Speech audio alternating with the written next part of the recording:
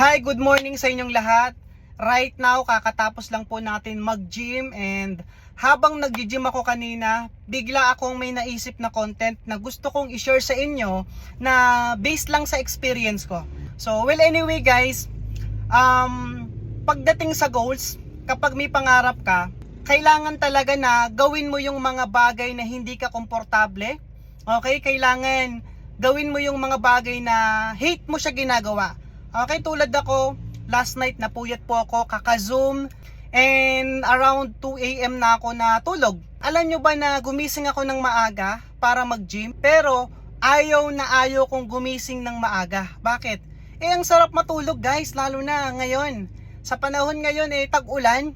Tama ba? Pero yun nga, kailangan kong gumising kasi may goals ako May goal ako na kailangan maging healthy ako. Kasi kapag nag-gym ka, based on my experience, yung mind ko alerto yung nakakapag-isip ako ng maraming idea. Okay, tapos may goal ako na gumanda yung muscle ko. That's why kailangan kong gumising ng maaga. And habang nagbubuhat ako ng mga dumbbell, guys, siyempre after mo mag-gym, sasakit katawan mo. Sino bang tao na gusto sumakit yung katawan niya? 'Di ba? Halos walang tao na gusto sumakit yung katawan. Pero alam mo yon, mag-e-effort pa ako, magde-drive pa ako, 'di ba? Gagastos pa ako.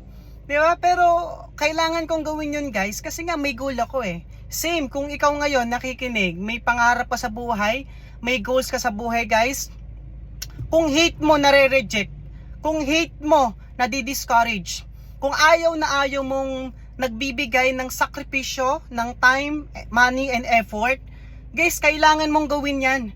Okay, bakit? Kasi proseso 'yan na kailangan mong pagdaanan kasi hindi pwedeng makukuha mo yung goals mo or yung pangarap mo sa buhay na hindi mo pinagdaanan lahat yan. Okay?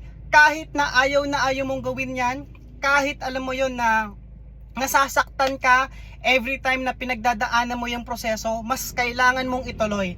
Bakit? Kasi kapag tinuloy-tuloy mo, makukuha mo yung mga pangarap mo sa buhay. Kaya ikaw, kung mapapanood mo tong video, ituloy mo lang. Naniniwala ako na kapag nalagpasan mo yan, ikaw naman ang next na makukuha mo yung mga pangarap mo sa buhay. So, yun lang. God bless. Bye-bye.